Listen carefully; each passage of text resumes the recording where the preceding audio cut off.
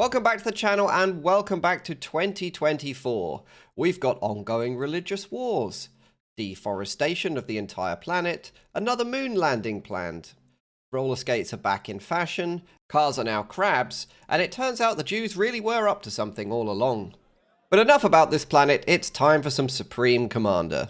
So get yourself a nice cup of tea, sit yourself down, and enjoy this 3v3 played on the Team Matchmaker ladder. We got two teams here, and average rating is just over 500. TMM, low-rated TMM, is quite beginner-friendly because there's no established maps or build orders. But here be dragons and legends to be found. Now we've got two teams.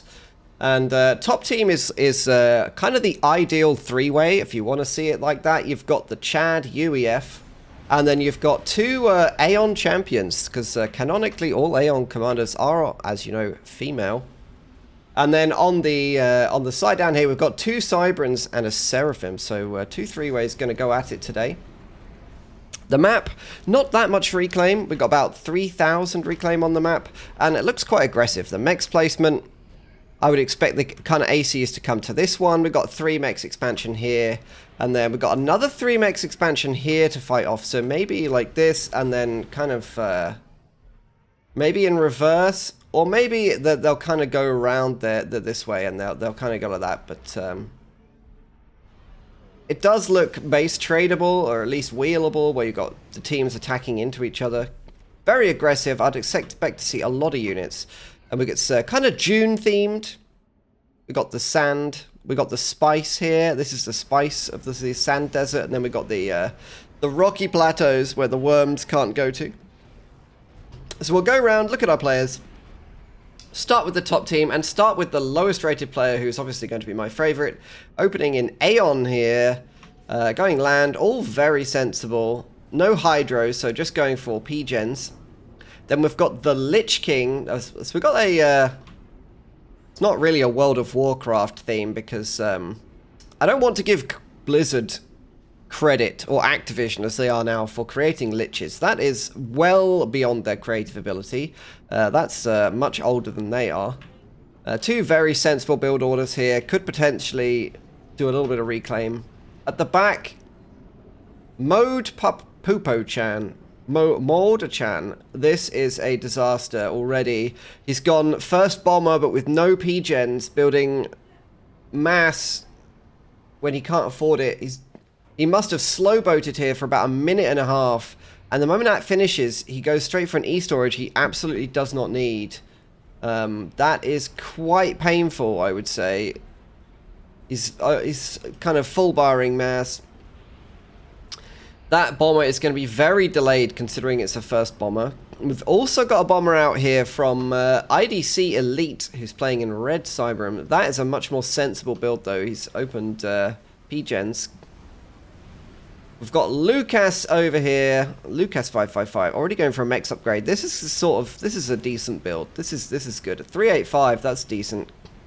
And at the bottom, we'll just keep an eye on these bombers as they just passing wave to each other. Very nice. We've got Mo, and I'm going to assume this is short for Mohammed, because that is, in fact, the most popular child's name in the UK for the 10th year running. So we're safe to assume that it is, in fact, Mohammed there. We got, what is this bomber going to achieve? Is he scouting?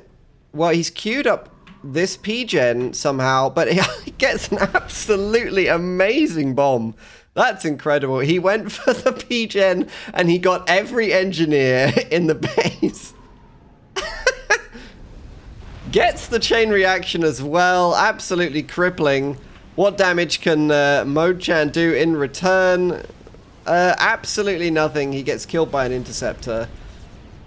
The Lich King getting bullied hard. He is actually tied for the highest rated player in the game. Mex goes down here as well, but that's probably going to end this bomber's run. Well worth it. No, it doesn't. It's going to get another. No, it doesn't. All right, all right. So the ACU's moving out onto the map here. KingoftheUndead is down here. He's slightly idle in his Aeon ACU. Not doing very much. It's definitely possible for him to push here. Take this 3-mex expansion and fortify it. He can hold that. Again, at the top, we're gonna... This is kind of what I expected to see. The push for the 3-mex expansion. You can hold this with your ACU. This is kind of a choke point as well. So, you know, not too hard to hold this. And the Lich King moving out. He's coming over here. So nice to see some aggression. If you do play 3v3 on the ladder, I would highly advise you to be aggressive and make units. If you try to do a 5v5 play and you sit back and you try to rush T3 air in a 3v3, your team's probably going to lose because you're going to be 50% down on your units and you're probably just going to get steamrolled just for that. So you do want to make units and participate. We've got a drop here for Lukasz. He's going up to the top corner.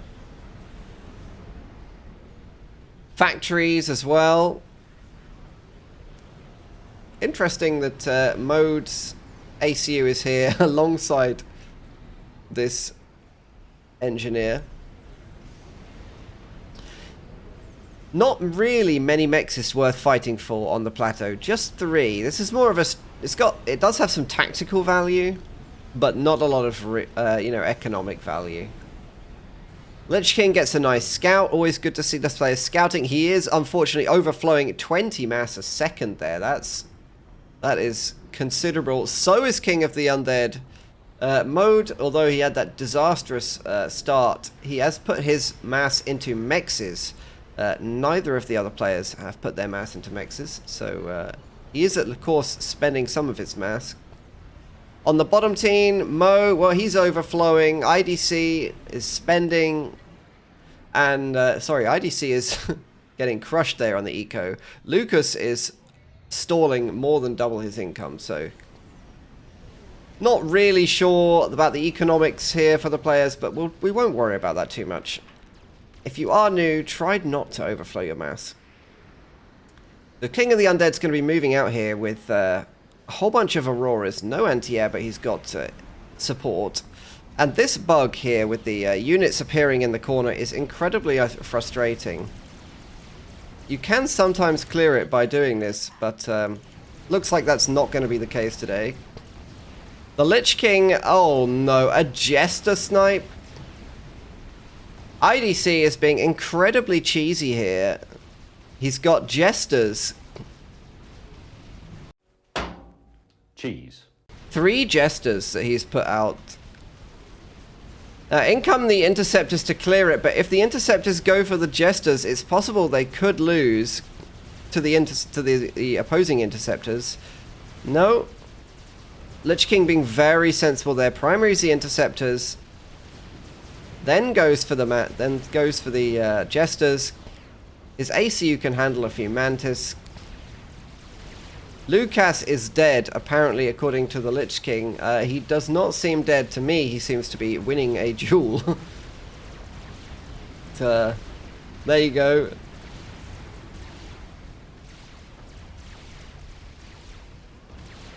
Mode is in big trouble here because he's down on hit points. You focus the units, which is the right thing to do.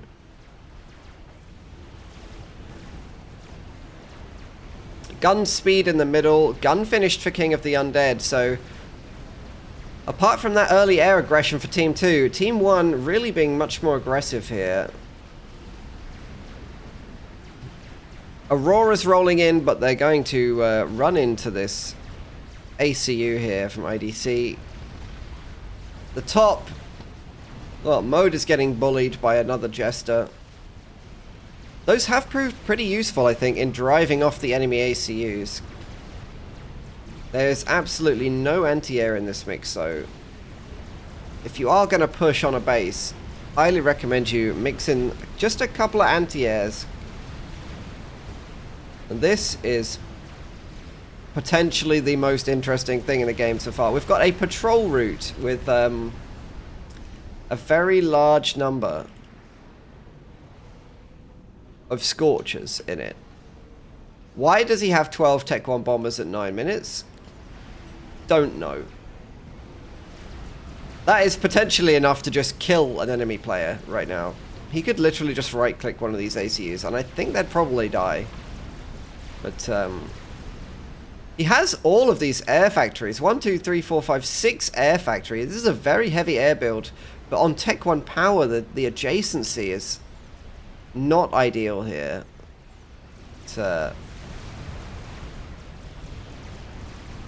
Double gun for the Lich King.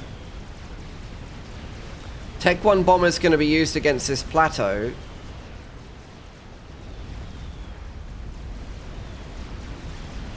And down here we've got Auroras pushing into the base.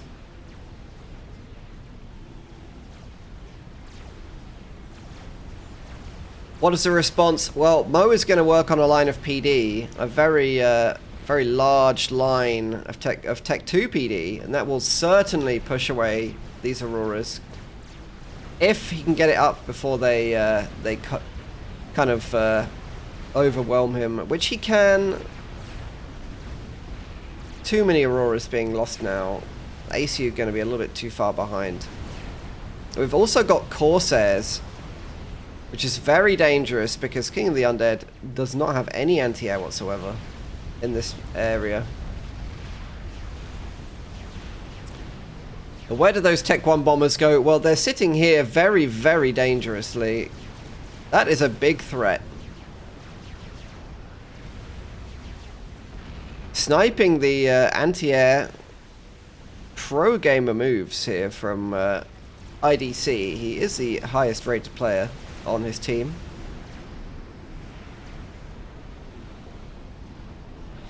But plenty of inties here to protect King of the Undead. Use your bombers, dude. That is good advice. Looks like we're going to get a Tech 1 bomb order basically here. At the same time, we've got a ACU duel. This is going to do a ton of damage. Look at that. He just lost 6,000 hit points in a single pass. He's not even going to cancel his upgrade. He's just going to stand there and take it. Well, that's one way of dealing with the bombers. You can just blow them up. IDC was forced to retreat. But these Corsairs, they should be able to fight the Interceptors, but they've not really been used for that. They are fighter bombers, remember. They can run as fighters.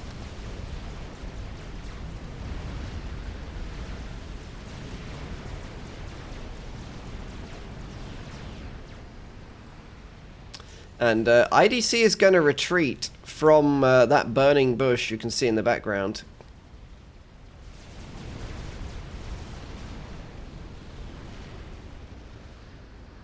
I wonder if that's what Moses saw. Gave him all those visions. Want to smoke one of these? A lot of the Bible is technically allegory though, so maybe he just met a nice ginger. So the top left-hand corner gets cleaned up by mostly a Snoop army. Okay. I mean, if it works, I'm not going to knock it.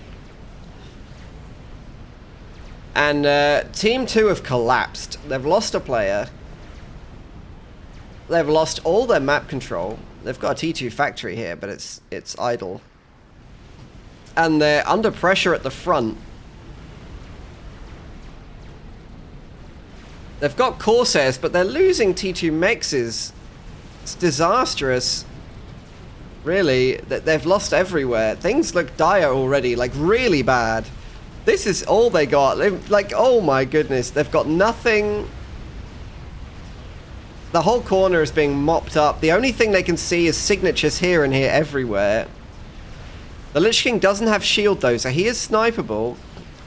Where are the anti-airs with this army? It is 15 minutes. You should have at least a couple of flaks, really. But he doesn't have any flaks. He's got a shield coming, but his flaks are here. No. He's doing the dodge.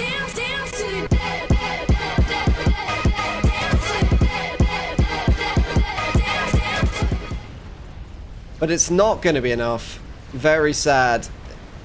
Yeah, if you're going to be aggressive like that, when you get up to your T2 land, get yourself a shield and a flak at least by minute 10. That's what you want to be aiming for, because otherwise you're just going to get gunshipped or corsared or something. So now that the Lich King is dead, he's full of advice, which is not even a bad thing. He wants to help his team win. They absolutely can win this. They're in a dominating position.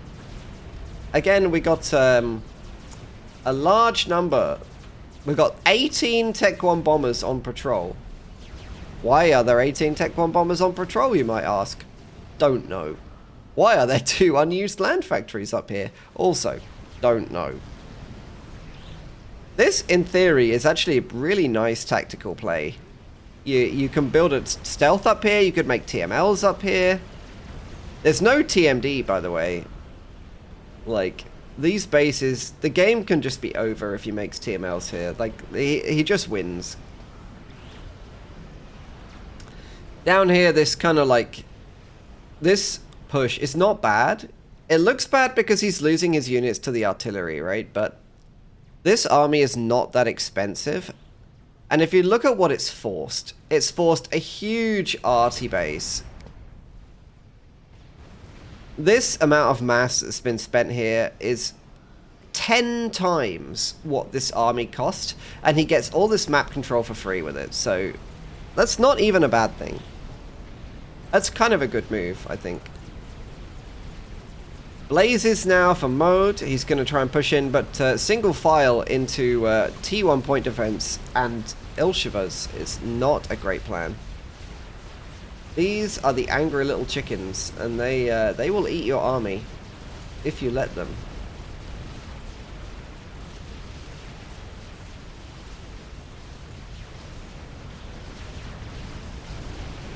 Now there's units streaming across the map here, but with the amount of PD, it would almost be better not to do this now. And this isn't a good avenue either. Like, this is not going to work. And neither is this. So Team 1, really what they should be doing is to be teching up. So we've got T3 air coming here. Not sure why he's not going for T3 power. He's overflowing mass still, but, you know, never mind. King is also overflowing mass, so not the end of the world. He is, unfortunately, the problem is he's getting... oh, he took an artillery shell there. That's dropped him massively, and he's dead. They had so much flak and shields as well. He built flaks and shields, but they weren't with the ACU, and he took artillery fire, which dropped his health. You know, these do 2,000 damage a hit. And poor Mode finds himself with just 600 rated in a 1v2, which is never a nice feeling. And I think these Corsairs are going to clean up this hidden base. Well, I say hidden, it's not really hidden. There was no attempt to actually hide it. Look at that shot, what a miss.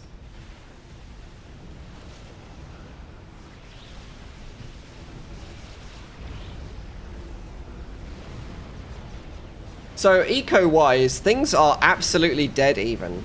All of that map control for Mode has really not helped him win an eco game, and that's because he's just not got anywhere near enough power. He should really just stop producing these.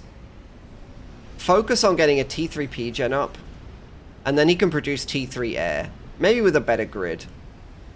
If you are going to make an air grid, by the way, going for a T3 factory, and then T3 power in a nice grid of T3 power and T3 factories is much more effective than this. This is not so great. Even if you were going to go for Janus, which, again, not a bad idea to go for Janus. You want to pair them with T2 power. T1 power is just really not that great. The only time you really want to go T1 power, and it can be good, if you're going to put T1 power around something, put it around your Tech 3 artillery or your Mavor. because it has a much lower explosion radius and damage. If you lose Tech 1 power around your Mavor, it's not going to delete the Mavor, but it will still provide a pretty good bonus to the firing rate, and it takes up less space, which means you can have more shields. So mode producing strats, which have been seen by the other team, a very large amount of Tech 1 factories here, but Tech 1 factories, when you're against a huge line of PD like that, is not really that effective either. Scary army here for mode. He's got a lot of Titans. Corsairs on a move command up here. Interesting. And also a lot of Janus. We have 23 Janus. Stalling 2,000 power. And mode is actually down on mass income. And that's entirely because he's stalling E. If he stopped stalling E, I think he'd be ahead.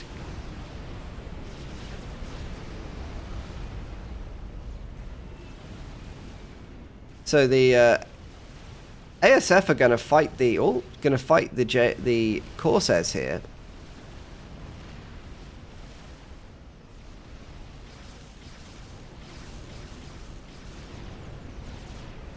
The patrol route. But I think they were just chasing that ASF, and they've angered the Hornet's nest of Janus there.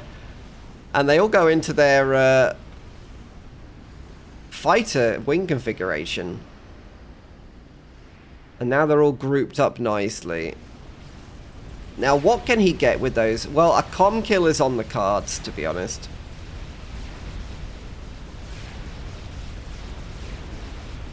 This push also really dangerous because it's Tech 3. But the units aren't really formed up that nicely. They're kind of spread about. These units not doing anything, whereas all the PD is very, very effective. But Team 2 just hanging on for dear life in the corner is what it feels like map control-wise. IDC gets up to T3 air.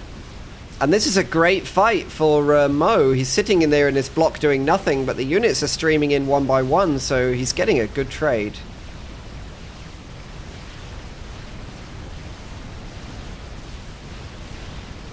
Scout goes over the top, and it sees a nuke. There we go. T3 scouts from IDC. The value of scouting. They already know there's a nuke coming before it even gets finished building. And that T3 army got annihilated, really, by just Tech 2.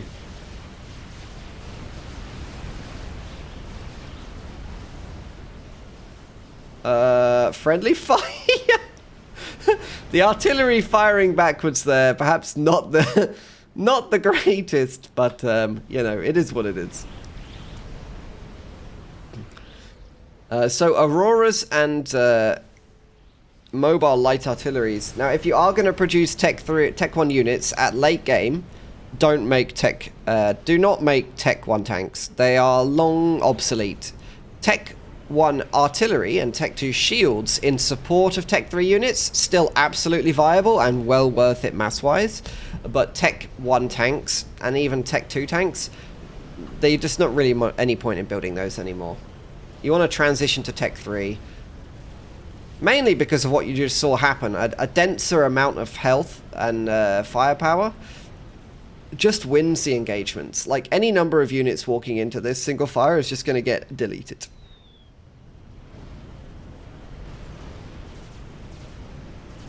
Now, where is this Corsair going with low health? It's going on an adventure. And gets immediately blapped.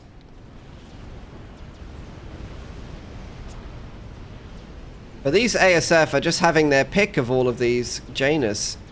But patrolling them in the middle of the map is just not a good thing, really. It's nice to patrol scouts, but not really your bombers. You're never going to take favorable trades with them if you do that. So let's take a look at the eco. Team 1 mode is ahead.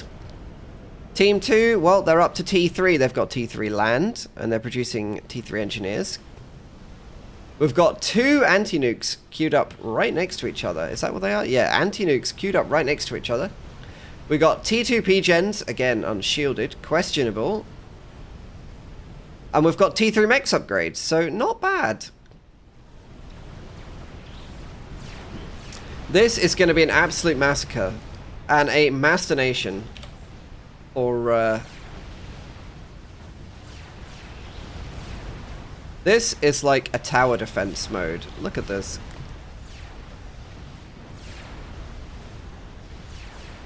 The absolute devastation, dude.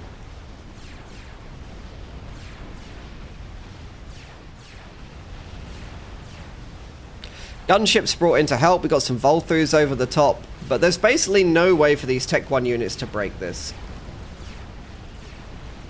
And if anything, the gunships are just damaging the reclaim.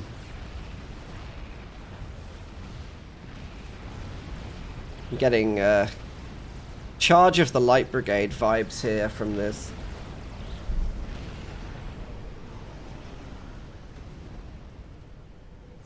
There is a rogue strat bombing Tech 1 units. If you're gonna bomb units, this is a fantastic target.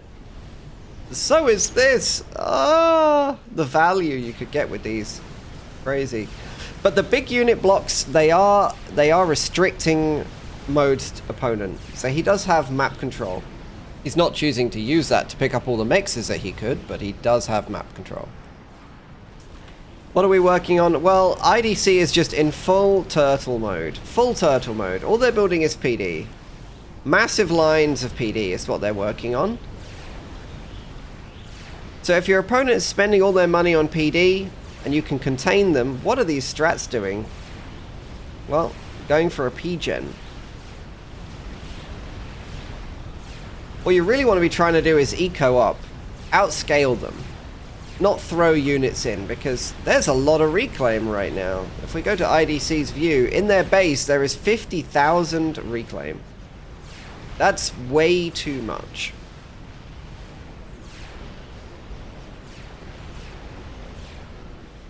Nuke is half loaded, anti-nuke here. So let's have a look at where the anti-nukes are for Team 1. Well, we got one here. We'll just mark that, I think. Is there another anti-nuke anywhere else? Yes, there's one here. We'll just mark that. So, actually, they're going to be pretty well defended if this one gets loaded. Depends how they're doing on their resources. Well, that's an enormous 200% mass stall. So, not fantastic. Mode, on the other hand, eco-wise, has in fact managed to get his stuff under control, but his base is getting bombed by Corsairs. They've been going for the power, which is, to be fair, his weak spot. But he's managed to get these T3 P-gens up in the corner, so it's nowhere near as bad as it was. And it might be that they just don't know about these P-gens, because he could have killed the nuke with those Corsairs. He just didn't. Yeah, they do know about them, they just chose not to attack them.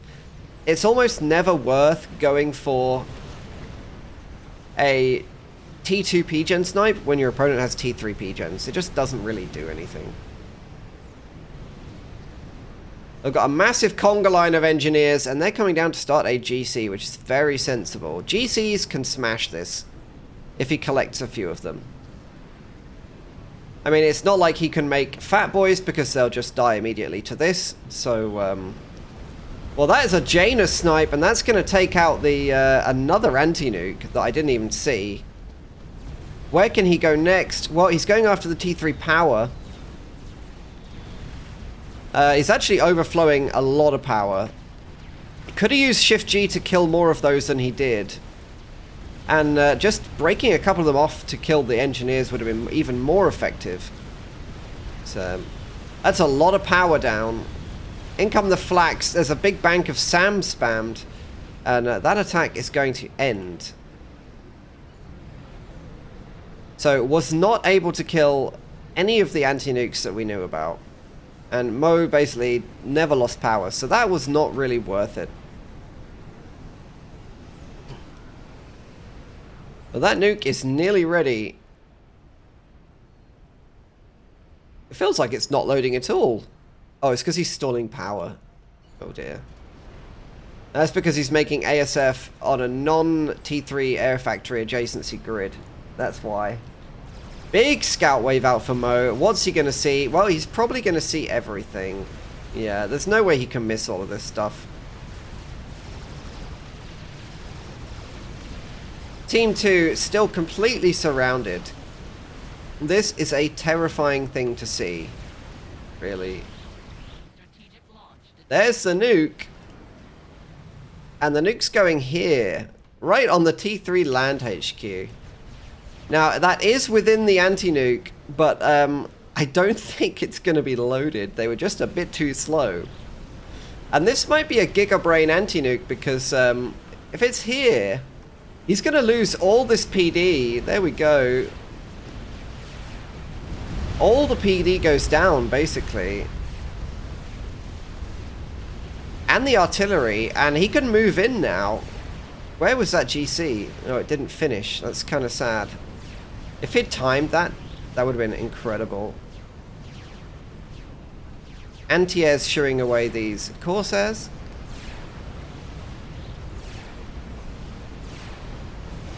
Now the units are going to move in, but they're not coordinated. Having these units move in and actually not having the Tech 1 tanks would have been better. Could also PD creep himself. So not doing that. Volthu's going to be defending along with a whole bunch of PD. So many units. It's really a shame that he didn't kind of make a nice concave, but that is a bit advanced, I guess.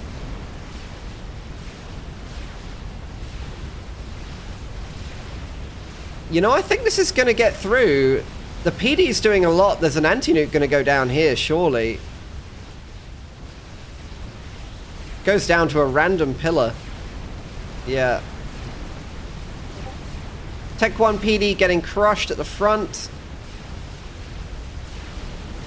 Monkey Lord started, but he really needs to be working on just PD. Just the sheer weight of units is just 50,000 mass in Tech 2 units just barreling into the front of your base. And behind that, a GC. So this is the boss of the wave, to be honest. These blazes, not particularly smart. They're going to blow themselves up on the P-gens. Big bank of Tech 2 PD. Look at the amount of Cerberus turrets planned to try to deal with this. This is a real hot gate scenario. And Mo is just like, we will fight in the shade. But he's running out of shade and shields. This T3 P-gen no longer under shield. It will blow up some of the defenses if it dies.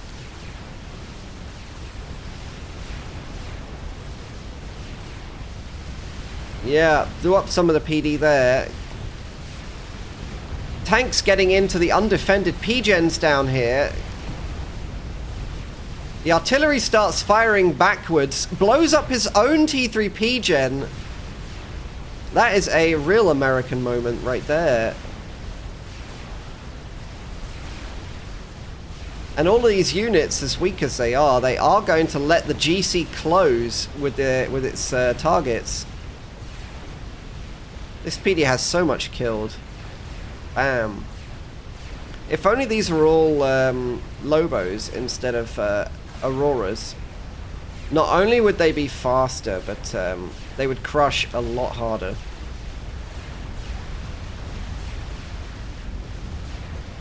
GC in trouble. The anti-nuke here went down. That means there's only 2 anti-nukes, and they're both undefended.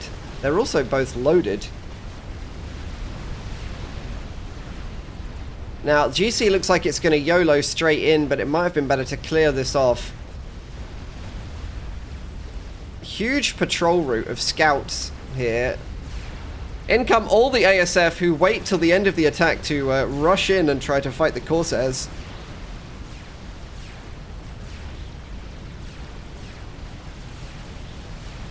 GC does a fair bit of damage. Tanks all that fire for a while, enough to get all of these Tech 1 units in. Probably would be a good idea to stop producing Tech 1 trash from here, to be honest. But you know what? It's working for him. He's dealing damage. This looks like a death blow. Team 2, how have they not lost all their eco? They just haven't lost the mexes. It's mainly because their core mexes are all T3 down here. But there's just P-gens and eco going down to random Tech 1 artilleries all over the place. We've got Tech 1 anti-airs defending.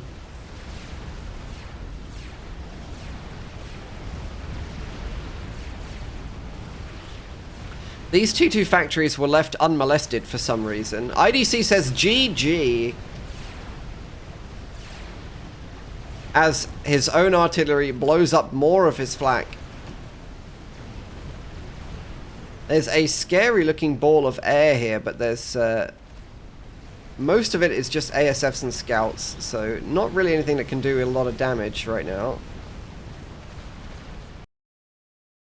I'm not leaving.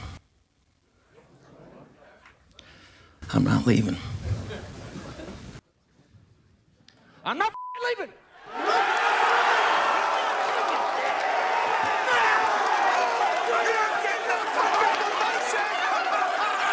The show goes on! And how much mass got deposited there? Well, there's now 177,000. So this game is 100% winnable for Team 2. They can reclaim this, they can make something, and they can win the game, for sure. What they have to worry about is the AFK Galactic Colossus in the middle of the map that weren't moved. If those came in, the game would surely have been ended. They do have a chicken of their own. And they have a huge reclaim field. If they pump T3 engineers, this is not over, okay? Shields, shields, shields. Something that could have really helped them withstand that, actually, is they had quite a lot of PD that was unshielded. So, one of these PDs, right, these cost 500 mass, right? And you can see they have 2,000 hit points. The Cybran shields cost half that, and they have like 4.5k, so double the hit points. So it's better to have one turret and 2 shields than 2 turrets and no shields. So the moment you have multiple turrets, you always want to stack shields. Shields are so good in that context. Especially if you have the E to run them. And they've been overflowing E all game, so they can definitely afford it. Tech 1 now coming up against Tech 3 units, although this chicken is eating a fair bit of damage from the Tech 1 artilleries. Now, what is Mode going to do about this? He's almost got his second nuke ready. That's his next play, I guess. He's got his GCs. So he can go for a snipe on the anti-nukes. And then potentially just nuke and win the game. I think that's probably a good plan for him. Team 2 have it all to play for. They need to try to wrestle back map control. Mode is actually using his ACU to make SAMs everywhere. He's got shield, so he's not an easy kill. And T3, so he's got a lot of health. Just building walls of PD like this is very effective against Tech 1 units. It's basically a waste of mass for Mode. And he's now stalling mass, so... he can pick a number of different ways to win this game. He is, however, doing the very sensible thing and making T3 mechs upgrades. This is basically what he should have been doing for the last 20 minutes or so. So, that's good. If he just outscales his opponent so he has more mass, he can take these bad fights, right? If you're double your opponent's mass, you can just rally units in and keep them busy forever. He can even afford his very expensive patrol path, which is very carefully clicked right on the edge of the map on both sides. Not really sure of the purpose of this, because any group of ASF will just sit here and fight his ASF one at a time. It's, you know, it's fine. Both ACUs now under shield. Anti-nukes not defended though, which is terrifying, because if that next nuke comes through and these are down, they lose, surely. Scouts, there's so many scouts, maybe slightly overproducing scouts. And never mind, he can afford it.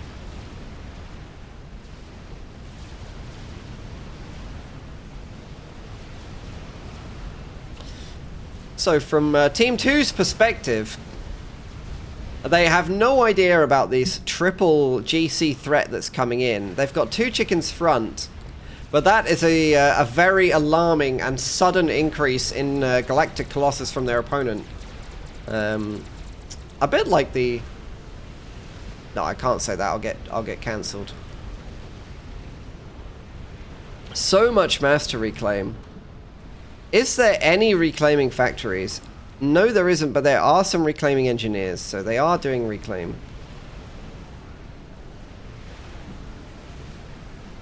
I was going to say, a sudden and alarming increase in GCs. A bit like the sudden and alarming increase in testicular injuries in women's sports over the last few years.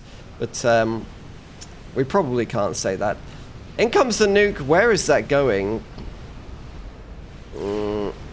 It's coming down here. That is a kill shot, but the anti-nukes are in fact loaded, so that's not going to land. There just wasn't enough flak to protect the GCs, because I'm pretty sure they could have walked in. In comes the ASF, down go the gunships, the nuke fails, and we're basically reset with the experimentals pulled back on both sides. Spider under construction. What is your next play mode? Because the game is yours, really. Well, he's going for a T3 arty. I mean, we would frown upon that, but mode is 600 rated, and he's been trying to end the game with units for the last 10-15 minutes. So, you know what? A T3 RT will put a lot of pressure on his opponent. We will allow it. It's not even a bad play. How is he doing for mass? Well, he's spending it. He is spending it with those drones. They are working for him. I would like to see his ACU under a shield, but remember, he has personal shields, so... It's not like the enemy has really threatened air on him recently either, so... What does he know about the enemy base? Well, he has a reasonable idea. He's actually scouting actively with an eye. Look at that. Actively scouting with his eye. So he's built the Eye of Rian, the Aeon special unit. So he's using both factions. I can't see exactly where his eye is. It's here. Why would you build it at the front like this? Why would you build a front Eye of Rian? It has unlimited range. But hey, you do you. There's a lot of strats now. He's building only strats. That is the... it's like OnlyFans, but way more threatening. And these anti-nukes, this is the I'm in danger for the anti-nukes with those strats.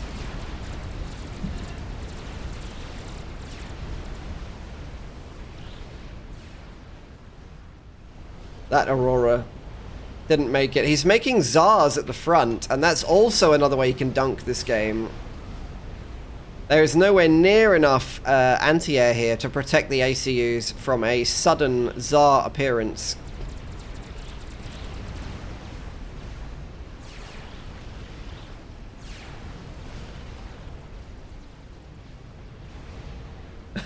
This rally point is not great. But never mind, he can afford it. He's outscaled by doing all those T3 max upgrades, up to 600 mass now. There is a spider leaving the base, and there's really nothing to fight this. And in fact, Mode is going to pull back all of his GCs to deal with the spider. Who would win? 1 Experimental Monkey Lord or 35 Tech 1 anti-airs? The spider is just confused by this. It's not even shooting. It has no idea what to do.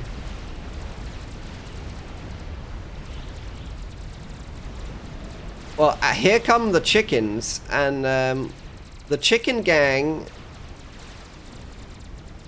they do have support. Look at all these flaks, so they are not an easy kill at all. In comes the Tsar. Oh, Tsar thinks better of attacking all that flak, although it could probably kill the flak fairly quickly. ASF from Mo, but he doesn't like the look of flying into the enemy ASF cloud, so both teams have really resupplied now. Spider is just going to keep working down here. I think the spider is just going to roam. I think it can roam as well. We've got another chicken out, another spider nearly finished. So Team 2 has got enough mass now, 500 mass, to really be dangerous. Mo needs to be careful with his next move. If he loses his GCs, he is actually in trouble. He has the air to fall back on. But this is probably the first time in a while that he's lost any territory.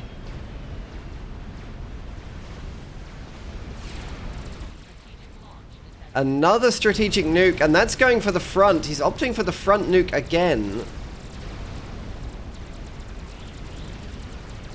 It served him very well last time. However, there is an anti-nuke here. That would have been a fantastic offensive nuke. It probably would have taken all 4 of these chickens, but it does get shot down. And that means his nuke is a lot less valuable than it was. Luckily, he now has a T3 arty. And where is that going? It looks like it's going kind of in the middle of nowhere here. Picking off the core base. I think he's targeted it here on the T3 land HQ.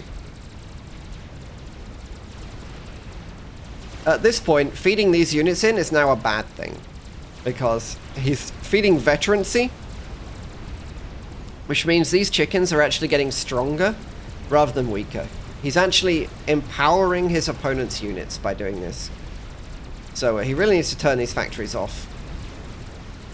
And this spider is coming all the way up into the base. He does have the Tsars to deal with it, but he's taking damage from that T3 artillery. Taking damage on the power grid here. Spider, well, gonna get beamed, I'm afraid.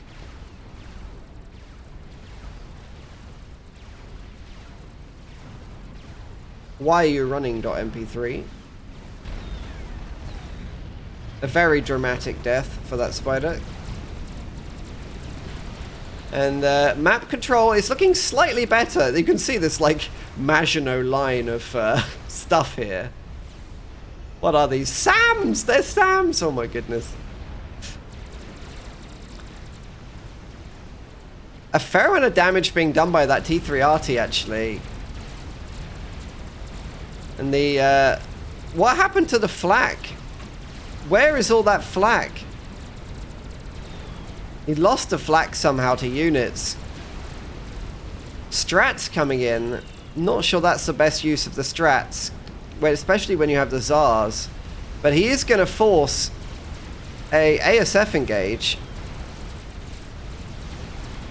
The ASF go for the Tsar, but there's 2 Tsars and they're beaming. That's terrible for poor Mo. And what are the strats tasked with? Well, they now have no orders, so they're just going to fly around and they're going to start bombing. That is that's a holocaust right there. That's disastrous for those Tech 2 units.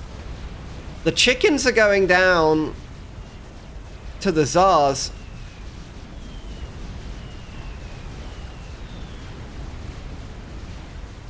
And the GCs are in a conga line back. And with no chickens to defend, this is looking very bad for Team 2. Even Mo now says he guesses it's over.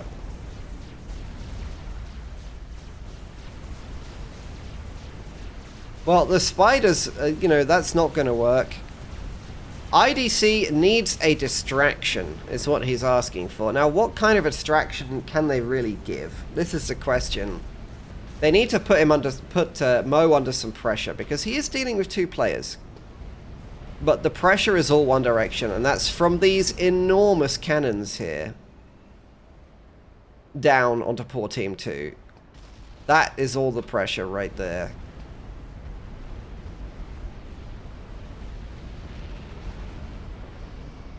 And if Mode was going to redirect his artillery onto a more valuable target than this PD, he can probably end the game fairly quickly.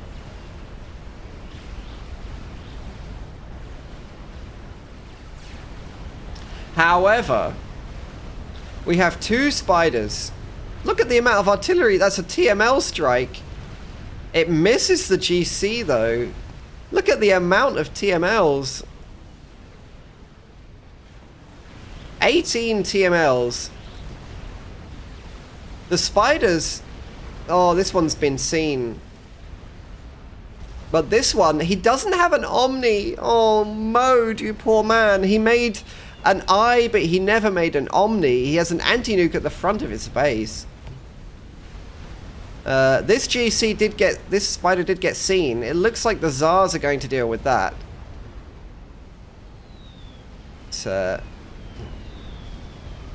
The strats are going to finish off the spider there. The moment this spider gets seen... But wait a minute, people. But wait. There's more.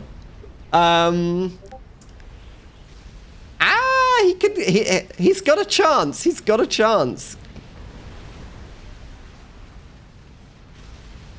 There's a chance that this works. There's a chance. Okay, there's a chance. He says he's almost there. Where's this artillery shell going? Okay, well, it looks like the artillery shell has been redirected. It has. It's been redirected onto the anti-nukes. This is the game-winning plan. So the final moves are in, basically. Mode is going to be trying to go for the anti-nuke and snipe with his nuke. Is he going to get it? Yes, he does. Oh, my goodness. His plans... He has a nuke loaded. He can launch the nuke. If we go into Mode's view... I can't launch the nuke, but it's so close. He can launch it any time, but we need to split the screen because the spider is here. What?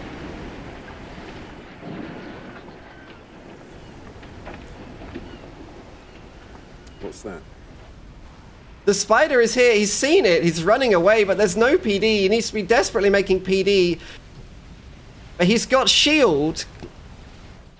The launch goes out, the nuke is here. If this nuke lands, they will die. It's simply a race against time. The spider is AFK, it's on the wrong target. Where is the nuke? The nuke is coming. The spider is facing the wrong way again. Mode says GG, but it's not over. The nuke's halfway through the map. Spider, are you drunk? What are you doing, Spider-chan? He gets the kill, but it can still be a draw. Will it end? The nuke is right here. The nuke stops.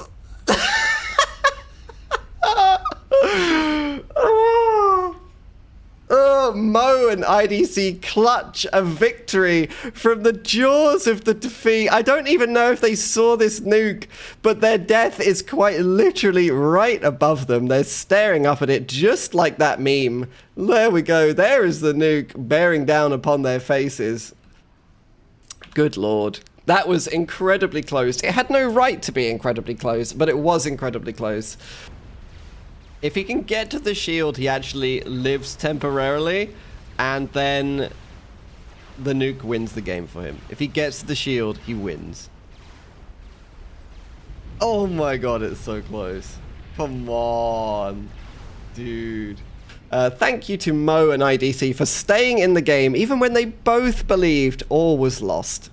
They both believed all was lost, and they stayed in it and tried to make it work. And you know what? They were rewarded with a clutch win. Thanks everyone for watching. I hope you enjoyed another low-rated Legends cast. You never really know what's going to happen with these. That's kind of the fun of it. I will leave you with Keyboard Cat, and I will see you again next time.